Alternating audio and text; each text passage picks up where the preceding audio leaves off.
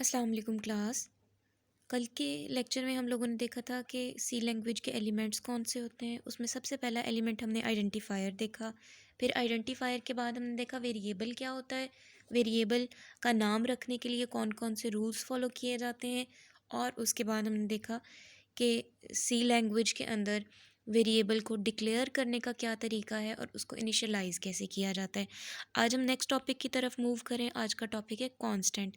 Constant होता क्या है और उसकी डिफरेंट टाइप्स कौन सी हैं सी लैंग्वेज के अंदर, हम ये देखेंगे और इसके बाद हम थोड़ा सा डेटा टाइप्स को डिस्कस करेंगे। तो कांस्टेंट आपके पास ऐसी क्वांटिटी होती है जिसकी वैल्यू चेंज नहीं होती during the execution of program. जब प्रोग्राम एग्जीक्यूट होगा तो उसकी वैल्यू चेंज नहीं होगी बल्कि कांस्टेंट रहेगी। In C language an identifier can also be declared as constant. पहले पीछे हमने बात की थी कि अगर वैल्यू चेंज हो सके ऐसा हम रखें तो उसको हम वेरिएबल कहेंगे, लेकिन अगर ऐसा आइडेंटिफायर हम बनाएं, ऐसी नेम्ड मेमोरी लोकेशन डिक्लेयर करें जिसकी वैल्यू चेंज ना हो तो उसको हम कांस्टेंट कहेंगे। उसके साथ हम कीवर्ड कॉन्स्ट लगाएंगे और उसको वैल्यू असाइन करेंगे। At the time of declaration आपने देखा था वेरिएबल डिक्लेयर करते हुए आप डेटा टाइप लिखते हैं और वेरिएबल का नाम लिखते हैं और सेमीकोलन लगा देते हैं, लेकिन जब हम कांस्टेंट डिक्लेयर करेंगे तो उसके साथ डेटा टाइप की जगह कॉन्स्ट लगेगा डेटा टाइप के साथ। और उसके बाद जब हम कांस्टेंट का नाम रख लेंगे तो उसके फ़ौरन बाद हम वैल्यू भी उसको दे देंगे। इसी तरह आपके पास डिफ़ाइन एक डायरेक्टिव था। आपको याद होगा कि जब हमने प्री प्रोसेसर डायरेक्टिव्स पढ़े थे तो उसके साथ हमने दो वर्ड्स देखे थे, एक इंक्लूड और दूसरा हमने डिफ़ाइन देखा था। तो डिफ़ाइन डायरेक्टिव भी आपके पास इस्तेमाल होता है कांस्टेंट को आइडेंटिफाई करने के लिए या कांस्टेंट डिक्लेयर करने के लिए। फिर इसके बाद आपके पास आ जाती हैं टाइप्स ऑफ कांस्टेंट। कौन कौन से? न्यूमेरिक आपके पास कांस्टेंट हो सकता है, कैरेक्टर कांस्टेंट और स्ट्रिंग कांस्टेंट हो सकता है। न्यूमेरिक कांस्टेंट के अंदर आपको नाम बता रहा है कि हमेशा नंबर वैल्यूज़ आ जाएंगी। न्यूमेरिक कांस्टेंट को फर्दर डिवाइड किया जाता है दो टाइप्स के अंदर, एक इंटीजर कांस्टेंट और दूसरा floating point constants. Integer constants वो कांस्टेंट्स होते हैं जिनके अंदर कोई भी डेसिमल पार्ट नहीं होता। फॉर एग्जांपल आप यहाँ पे देख रहे हो 10 एक ऐसी वैल्यू है जिसके अंदर फ्रैक्शनल पार्ट या डेसिमल पॉइंट मौजूद नहीं है। इसी तरह माइनस में 16 दिया गया है तो इसके अंदर भी फ्रैक्शनल पार्ट मौजूद नहीं है। इस किस्म की जितनी भी वैल्यूज़ होंगी इनको हम इंटीजर कांस्टेंट्स कहेंगे। अगर हमारे पास फ्लोटिंग पॉइंट कांस्टेंट्स की बात करें तो उसके अंदर डेसिमल पॉइंट लगा हुआ होगा। जिस तरह 1.609 आपके सामने एक वैल्यू है तो एक फ्लोटिंग कांस्टेंट है। इसी तरह आपके पास माइनस में 6.2 एक एग्जांपल है फ्लोटिंग पॉइंट की, यानी प्लस या माइनस दोनों में अगर वैल्यूज़ हमारे पास हों बट उसके अंदर डेसिमल पॉइंट लगा हुआ हो तो वो हमारे पास फ्लोटिंग पॉइंट कांस्टेंट्स कहलाएंगे। इसके बाद सेकंड नंबर पे वो हमारे पास थी न्यूमेरिक कांस्टेंट। नेक्स्ट आ जाती है हमारे पास कैरेक्टर कांस्टेंट। कैरेक्टर कांस्टेंट के अंदर मैंने आपको उस दिन बोर्ड पे भी बताया था कि सिंगल कोटेशन मार्क के अंदर अगर हम सिंगल कैरेक्टर राइट करते हैं तो वो हमारे पास कैरेक्टर कांस्टेंट कहलाएगा। फॉर एग्जांपल देखें, एक्स सिंगल कोट्स में लिखा हुआ है तो ये एक करैक्टर कांस्टेंट है। इसी तरह अगर प्लस, हालांकि ये स्पेशल सिंबल है लेकिन इसको अगर आप सिंगल कोट के अंदर राइट करेंगे तो सी लैंग्वेज इसको भी करैक्टर कांस्टेंट ही समझेगी। इसके बाद देखिए यहाँ पे नंबर 9 दिया गया है एग्जाम्पल के तौर पे, बट नंबर 9 के साथ सिंगल कोट्स लगा दिए इर्द गिर्द। अगर ये सिंगल कोट्स के बगैर होता तो ये न्यूमेरिक कांस्टेंट होता, लेकिन क्योंकि इसके बाहर सिंगल कोट्स लगे हुए हैं इसलिए ये क्या होगा? Character constant. इसके बाद आते हैं स्ट्रिंग कांस्टेंट। स्ट्रिंग कांस्टेंट क्या होता है? A sequence of characters enclosed in double quotation marks is called string constant और string literal.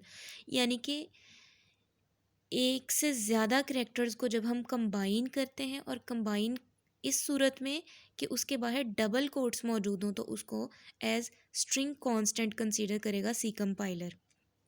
For example my first program, अब ये देखें कम्बिनेशन है डिफरेंट करेक्टर्स का। माई के अंदर एम वाई, फिर एक वाइट स्पेस आपको नज़र आ रही है, फिर फर्स्ट और फिर उसके बाद एक वाइट स्पेस और फिर प्रोग्राम। तो इट्स मीन के ये डिफरेंट करेक्टर्स का कम्बिनेशन बनाया गया है और उसके बाद डबल कोट्स हैं, तो इसका मतलब by definition this is string constant. इसके बाद आप देख रहे हो एक नंबर मौजूद है, फ़ोन नंबर। अब फ़ोन नंबर के अंदर आप देखें कि आपके पास कुछ न्यूमेरिक चीज़ें आ रही हैं, नंबर्स आ रहे हैं, और बीच में एक आपके पास अंडरस्कोर या हाइफन भी कहते हैं इसको, ये मौजूद है। तो it's a combination of different characters और इसके बाहर डबल कोट्स लगे हुए हैं। अगर ये सिर्फ बगैर डबल कोट्स के होता है तो इसको नंबर कंसीडर करते, लेकिन ये डबल कोट्स के साथ है तो ये स्ट्रिंग कंसीडर होगा। इसी तरह ICS और हाइफन 999 ये आपके पास एक स्ट्रिंग है, यानी कि it's a combination of alphabet and numeric and special symbol. ठीक है, नेक्स्ट मूव करेंगे। अच्छा, यहाँ पे आपका टॉपिक हो गया कंप्लीट कि कांस्टेंट की 3 टाइप्स आपने देखी, न्यूमेरिक, करैक्टर और स्ट्रिंग।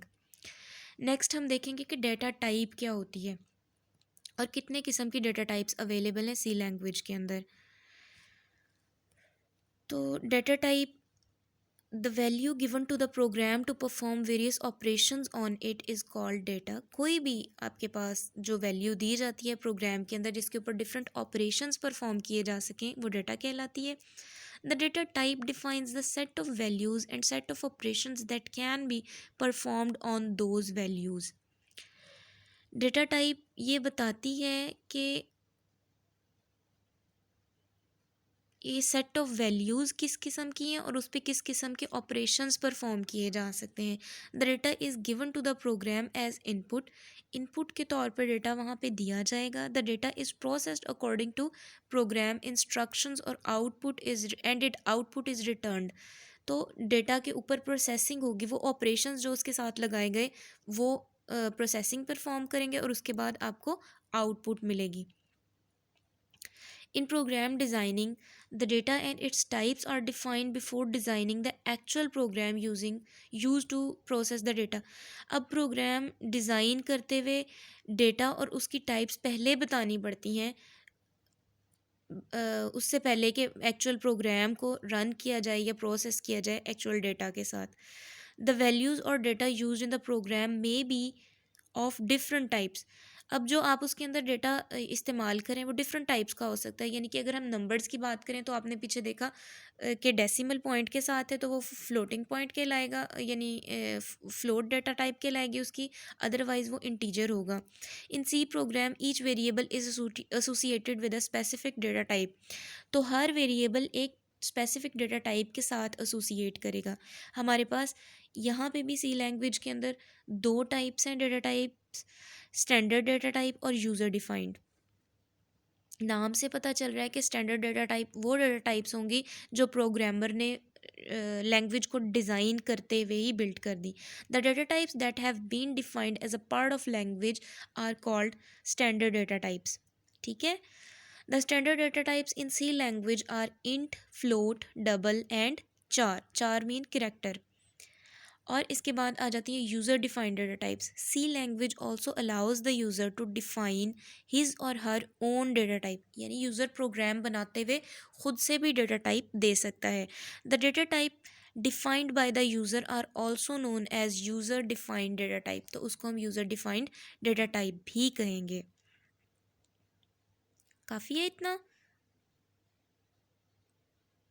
एक टॉपिक और देख लेते हैं, इंटीजर डेटा टाइप क्या होती है और उसकी फैमिली, इंटीजर डेटा टाइप की फैमिली हम देख लेंगे। तो integer data type, an integer data type is a whole numeric value with no decimal part. इसके अंदर डेसिमल पार्ट मौजूद नहीं होता। It includes both positive and negative values, ये भी मैंने आपको पहले बताया। फॉर एग्जांपल यहाँ पे 1 और 12 ये पॉजिटिव वैल्यूज़ हैं और -3 नेगेटिव वैल्यू है। इसी तरह -19 आपके पास नेगेटिव वैल्यू है। तो इंटीजर फैमिली के अंदर कौन कौन सी डेटा टाइप्स आ जाती हैं? इंट, INT, फिर short int, long int, unsigned int और अनसाइंड लॉन्ग इंट। अच्छा, इंट डेटा टाइप के अंदर अब इनका ना डिफरेंस थोड़ा थोड़ा सा ही है, और वो क्या क्या है, किस वजह से है। जो डेटा टाइप आप डिक्लेयर करते हुए देंगे, उसी के मुताबिक उस वेरिएबल के लिए वैल्यू, उस वैल्यू को स्टोर करने के लिए मेमोरी में स्पेस बन जाएगी। The int data type is use to store integer values. देखें वही बात कि इसके अंदर डेसिमल पॉइंट मौजूद नहीं होगा, सिर्फ इंटीजर वैल्यूज़ को स्टोर करेगा। It takes 2 bytes in the memory. जब भी वेरिएबल डिक्लेयर करेंगे फौरी तौर पे मेमोरी के अंदर 2 बाइट्स उसके लिए ऑक्यूपाई हो जाएंगी। अब इसके अंदर रेंज क्या है, इसके अंदर -32,000 से लेके +32,000 तक वैल्यूज स्टोर हो सकती हैं। 32,768 नेगेटिव और पॉजिटिव में 32,767। यहाँ पे एक कम इसलिए हुई क्योंकि ज़ीरो भी आएगा बीच में पॉजिटिव से पहले। इसी तरह शॉर्ट इंट में भी इंटीजर वैल्यूज़ स्टोर होंगी और 2 बाइट्स ही लेगा मेमोरी के अंदर, और इसकी भी सेम यही रेंज है। रेंज डिफरेंट होती है लॉन्ग इंट पे। शॉर्ट को लिखते हुए आप शॉर्ट इंट भी लिख सकते हैं और ख़ाली शॉर्ट कीवर्ड भी लिख सकते हैं। लॉन्ग इंट ये मेमोरी के अंदर 4 बाइट्स लेगा, यानी कि अगर बड़ी वैल्यू आपने स्टोर करानी है तो 4 बाइट्स लेगा, और ये -2 बिलियन समथिंग से +2 बिलियन तक जाएगा। यानी -2^31 से +2^31 मीन्स के उस वैल्यू में से एक कम होगा। जैसे ऊपर आपने 32,768 और पॉजिटिव में 32,767 देखा, वो एक कम इसलिए हो रहा है क्योंकि ज़ीरो भी आना है उससे पहले, नेगेटिव में नहीं आएगा। लॉन्ग इंट भी इसको लिखते हैं और सिंपल लॉन्ग भी लिखते हैं।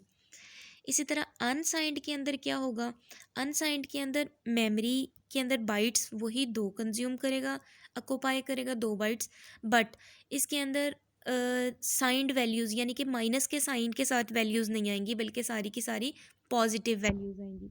देखिए पीछे 32,000 माइनस में था और 32,000 पॉजिटिव में था, बट यहाँ 0 से लेके 65,000 सिर्फ पॉजिटिव वैल्यूज़ आएंगी, नेगेटिव वैल्यू नहीं आएगी।